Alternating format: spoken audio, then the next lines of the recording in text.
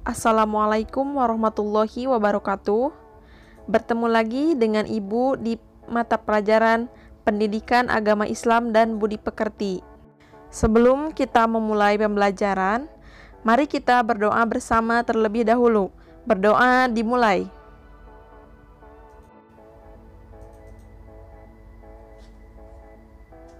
Berdoa selesai. Pada pertemuan kali ini, kita akan membahas materi yang berjudul memaknai ketaatan secara benar. Mari kita renungkan bersama apa yang akan terjadi jika hidup ini tidak ada aturan. Sebagai makhluk sosial, manusia tentu saja akan selalu berinteraksi dengan sesama manusia lainnya. Nah, dari setiap interaksi tersebut, maka akan terciptanya suatu kelompok masyarakat. Jadi, jelas bahwa hukum itu tidak dapat dipisahkan dengan masyarakat. Karena hukum itu membutuhkan masyarakat dan masyarakat dibutuhkan oleh hukum. Apabila hukum tanpa masyarakat, maka untuk apa hukum itu dibuat? Sekarang, bagaimana jika seseorang melanggar suatu aturan yang sudah dibuat, baik itu oleh pemerintah atau aturan yang dibuat di lingkungan masyarakat? Tentu saja seseorang itu akan menerima sanksi atau hukuman atas perbuatan yang sudah mereka langgar. Sanksi dan hukumannya sesuai dengan suatu ketentuan atau peraturan yang sudah dibuat sebelumnya. Secara etimologis, taat memiliki aturan yang artinya tunduk melakukan perintah. Ketaatan mengandung unsur kesadaran dan adanya perintah yang diikuti. Mengikuti perintah dengan terpaksa atau melaksanakan yang tidak diperintahkan tidak dapat disebut dengan taat. Kata lain, taat juga bisa diartikan tunduk atau tidak berlaku curang dan atau setia. Seperti halnya taat kepada Allah Subhanahu wa Ta'ala dengan cara menjauhi segala yang dilarangnya dan melakukan apa yang diperintahkan oleh Allah Subhanahu wa Ta'ala. Seperti halnya dalam aturan yang dibuat oleh manusia, aturan yang dibuat oleh Allah Subhanahu wa Ta'ala juga merupakan suatu tindakan atau perbuatan yang harus dijalankan.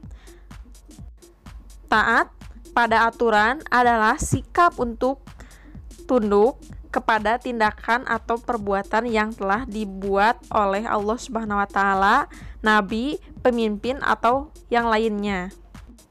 Adapun batasan taat, yang pertama, taat kepada pemimpin selama tidak memerintah berbuat maksiat. Seperti yang dijelaskan di dalam hadis riwayat Bukhari yang berbunyi, tidak ada ketaatan dalam kemaksiatan kepada Allah.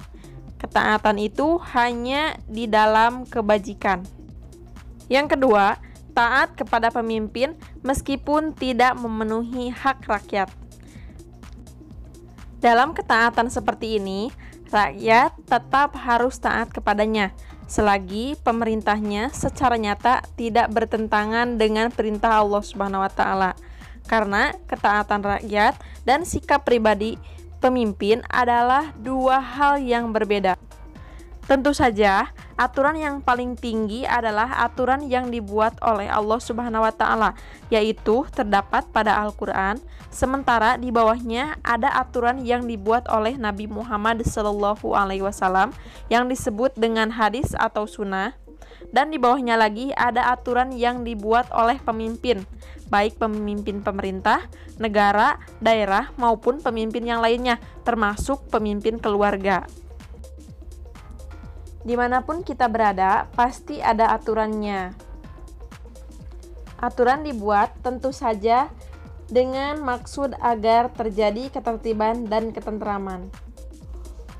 Umat Islam wajib menaati perintah Allah Subhanahu wa Ta'ala dan Rasul-Nya, dan diperintahkan pula untuk mengikuti atau menaati pemimpinnya. Tentu saja apabila pemimpinnya memerintahkan kepada hal yang baik. Nah, apabila pemimpin tersebut mengajak kepada kemungkaran, wajib hukumnya untuk kita menolaknya.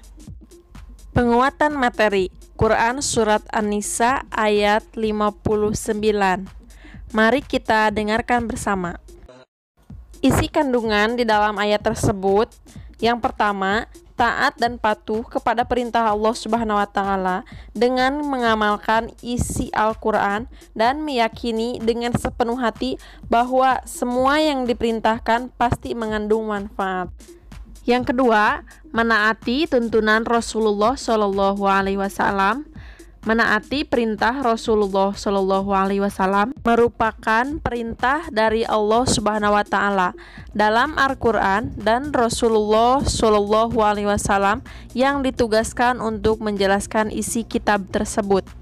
Yang ketiga, mematuhi ketentuan ulil amri, yaitu orang-orang yang memegang kekuasaan di antara kamu yang tidak mengandung kemaksiatan dan tidak bertentangan dengan Al-Quran dan hadis.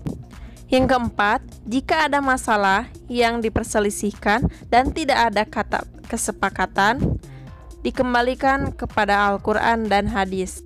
Setelah kita mempelajari ayat tersebut, diharapkan kita memiliki perilaku yang mencerminkan ayat, yang mana yang pertama selalu berusaha mengkaji ayat-ayat untuk mendapatkan pemahaman yang benar tentang hakikat kepada Allah Subhanahu wa Ta'ala. Yang kedua, meyakini bahwa setiap perintah pasti mengandung manfaat dan setiap larangannya pasti mengandung mudarat atau bahaya bagi manusia. Yang ketiga, berusaha melaksanakan semua perintah Allah Subhanahu wa Ta'ala sekuat tenaga sesuai dengan kemampuan dan menjauhi semua larangannya. Yang keempat, berusaha meneladani akhlak Rasulullah Shallallahu Alaihi Wasallam baik dalam hal ibadah, ritual maupun ibadah sosial. Yang kelima, mematuhi perintah selama aturan tidak bertentangan dengan perintah Allah Subhanahu wa Ta'ala dan Rasul-Nya. Itu saja materi yang bisa Ibu sampaikan pada kesempatan kali ini. Wassalamualaikum warahmatullahi wabarakatuh.